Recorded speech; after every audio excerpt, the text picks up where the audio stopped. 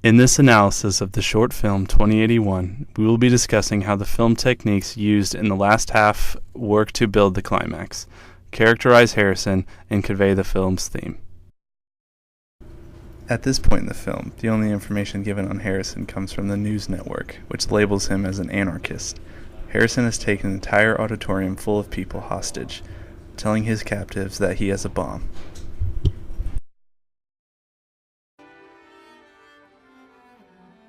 Enough.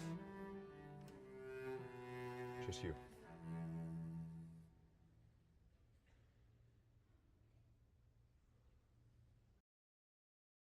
Before the cellist begins to play, there is a dramatic pause, emphasizing the significance of the events that will follow. When the cellist does begin to play, the music is slow and ominous, creating a sense of foreboding.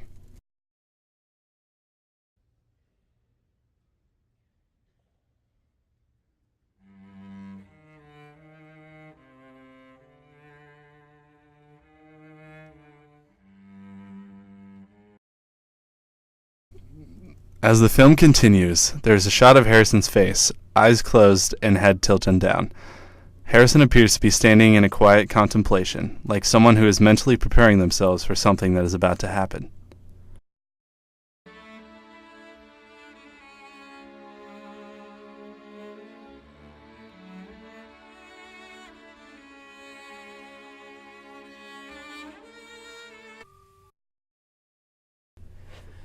Additionally, there is a shot of George, Harrison's father, with a look that could be described as curiosity on his face.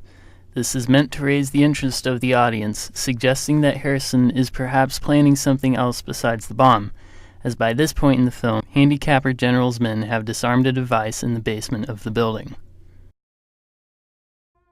Copy that. All units, stand by for entry.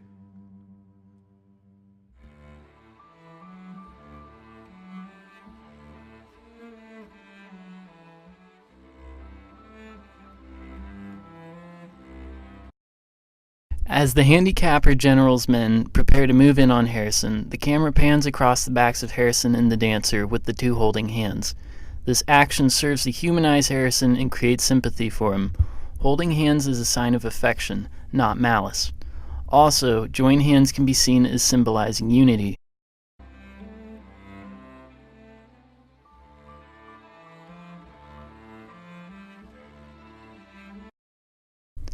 That particular shot ends on Harrison holding some kind of trigger mechanism behind his back. Holding the trigger behind his back can be seen as being similar to someone having their fingers crossed behind their back, like Harrison is being deceptive in some way.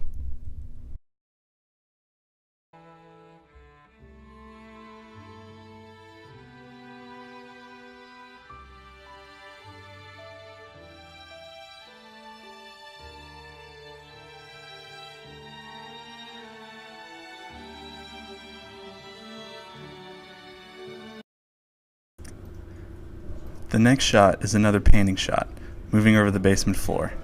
The camera passes over a broken stencil with the first half reading, "Live free or die," and the second half, "For death is not the worst of evils." Because the stencil is in two pieces, there's a pause when reading it, again creating an emphasis on the last half, which speaks of death. This appears as it could be foreshadowing the death of Harrison, ultimately reveals his motives. Harrison sees himself as a freedom fighter, and that he is willing to die for his cause.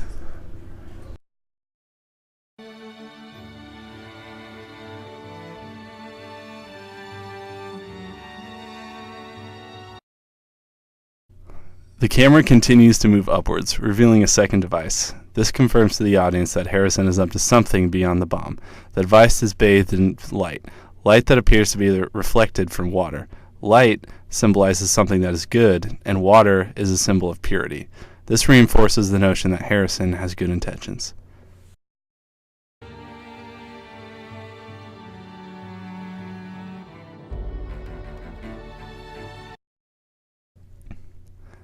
As Harrison pushes the trigger, there is a sort of boom in the music, and the music also begins to pick up the pace.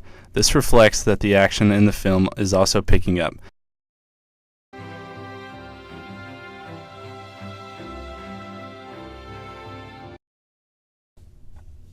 Next, we get a point of view shot from George's perspective. Harrison appears to be looking at his father in the eye through the TV screen.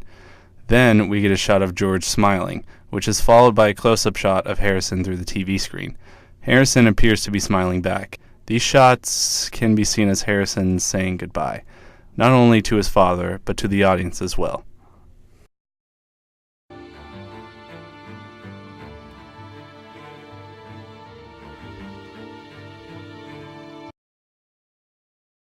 Harrison then looks up and away as he takes a deep breath. Harrison is looking up at his fate, whatever that may be. The deep breath and goodbye with his father signify that Harrison is also at peace with what is coming to him.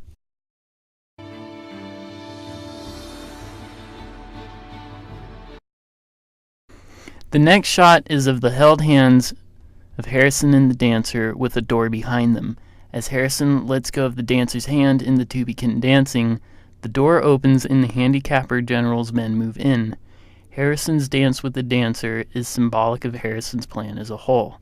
The moment the two start dancing, the men move in, as if it is all choreographed, part of Harrison's plan.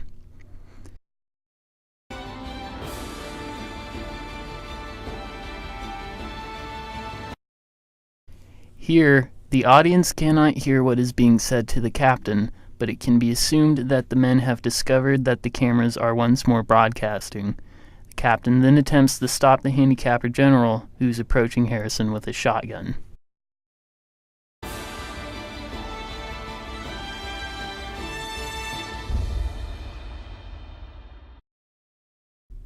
Right before the general kills Harrison, two significant things occur.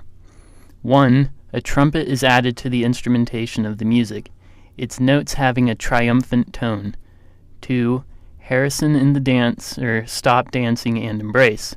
The tone of the music, combined with Harrison simply stopping dancing and allowing himself to be shot, can be interpreted to mean that Harrison believes he has succeeded, or is about to, in achieving his goal. Afterwards, there is a shot of the general looking at a camera, realizing that her killing of Harrison was broadcasted. It is completely clear at this point that Harrison's plan was to have himself killed on live television.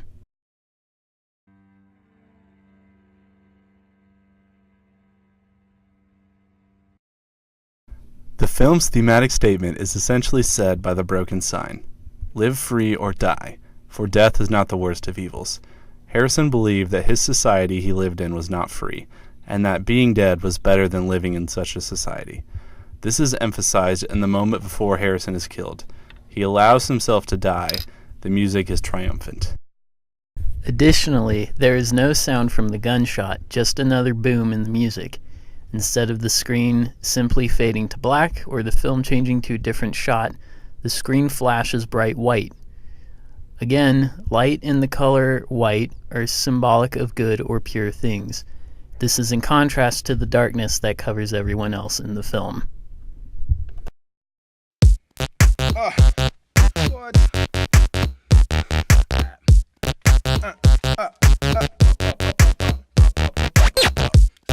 Yeah. I mean, no. I'm like sweating details at this point. It's good though. Hey.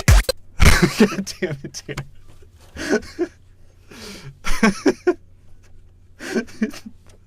I can't do this with your laughter.